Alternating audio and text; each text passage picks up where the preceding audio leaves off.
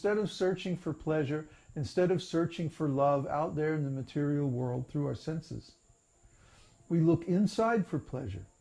We look inside for love. Because the source of our pleasure, the source of love, is Krishna. Once we attain that platform of experience, then nothing can deviate us. Nothing can stop our pleasure. Nothing can interfere with our love. Nothing can mess up our relationship. Because everything is on the absolute platform. Everything is on the spiritual platform. So it's eternal, unconditional, perfect, ecstatic, pure. It is of the same quality as our own nature, as a spirit soul. And therefore, it's a superior kind of enjoyment. You know, once like we got this Macintosh computer. I don't ever want to go back to a PC computer. You know? I don't ever want to go back to Windows, right? Because it's a higher level. So similarly, or if you get a really nice car, you know, you don't ever want to go back to driving a junk car. Why? It's just nicer.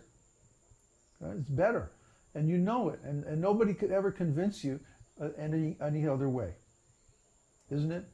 So when you get this enjoyment that comes from yoga, that comes from contemplating the self and the nature of the soul, and the super soul, and ultimately the Supreme Personality of Godhead, you don't ever want to go back to that other kind of pleasure that's dependent on conditional material consciousness. And nobody can make you want it because it's simply inferior. So that is the pleasure that we get from Krishna consciousness. And that's our level of enjoyment that we experience. It's a higher level, a higher taste. And we don't ever want to go back to the old way of doing things because it's simply not as good. That's the real devotee. That's someone who actually has realization. So you know, if somebody's falling down from devotional service, that they're not really self-realized. You see?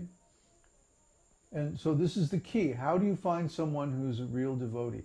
Well, you have to know all these things we've been talking about and be able to observe it in others and in yourself. That's the key.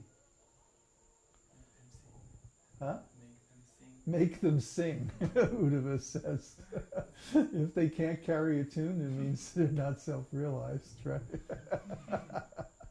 Because you see, all the great self-realized souls are great musicians and dancers. But that's another story for another time. Let's take a short 2-minute break and change the tape.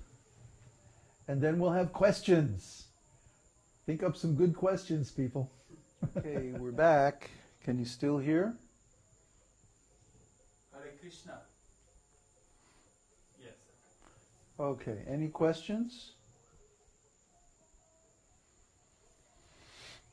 Yes, where should we start? Yeah, I can start. It's just to celebrate. Speak a little louder. So, I was... Okay. Yeah? Yeah, just a little louder. This question came to my mind. I think we covered it once, but I couldn't remember. Speak out. Yeah, the Krishna also means black, and Krishna is also described as blackish.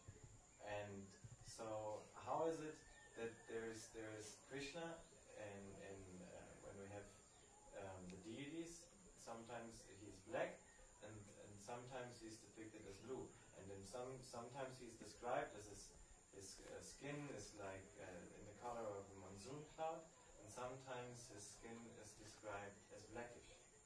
Is there a difference between different pastimes, or how is that difference? Well, in the material world, we only have a limited amount of materials that we can use to make deities. So sometimes we use black marble because it's black, but actually Krishna is not black, he's blackish. That means, like is described, a fresh rain cloud. just ready to rain, that like dark bluish black color. The threatening color. So sometimes, yeah, it's like, I'm going to rain. That color. So it's very hard to describe this color. I don't think in English we have a name for it. It's kind of a dark bluish, gray, kind of blackish, kind of blue color, So sometimes it's described as a spiritual dark blue color. Sometimes it's described as blackish. But when we make deities, basically marble comes in either black or white, and then there's other colors that are sort of mottled and like that, but you wouldn't want to use that for deities. So when Krishna is black, then he's in Krishna mood, natural Krishna mood. But when Krishna deity is white, like Rukmini Dwarkadish in LA, that's when Krishna is in Radharani's mood. See, he gets covered by her color. And actually her color isn't white, her color is golden.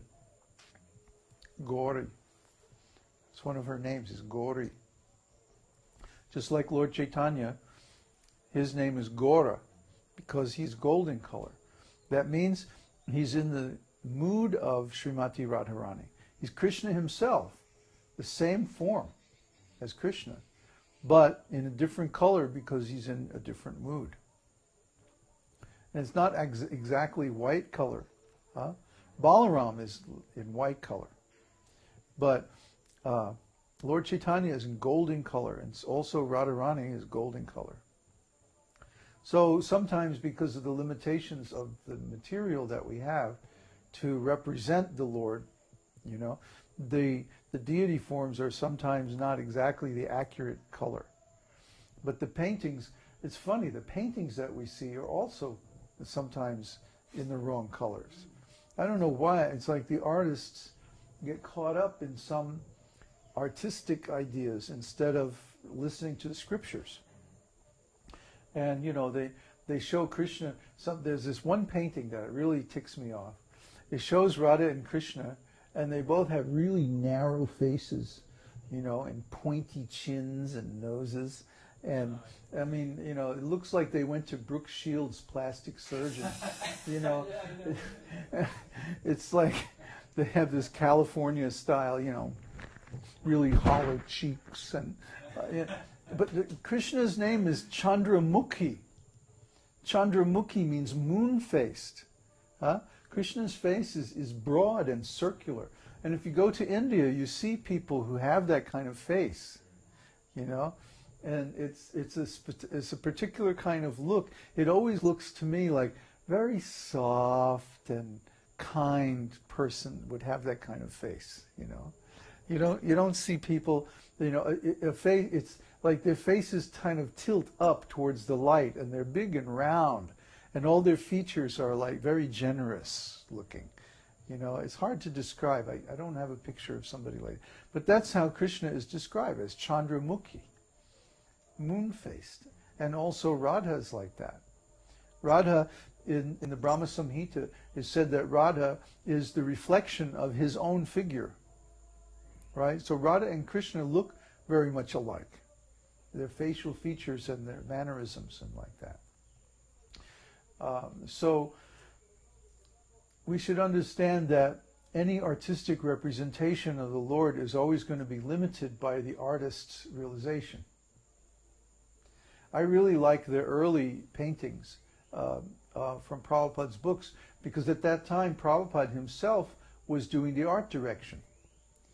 And he was telling the artist, no, paint it like this and paint it like that. And he himself would be the model sometimes.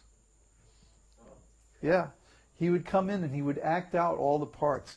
Like in those paintings in Bhagavad Gita where, the bad guy is counting the money and the devotees are in the background, and there's somebody whispering in his ear, yeah, we should go, harass those devotees.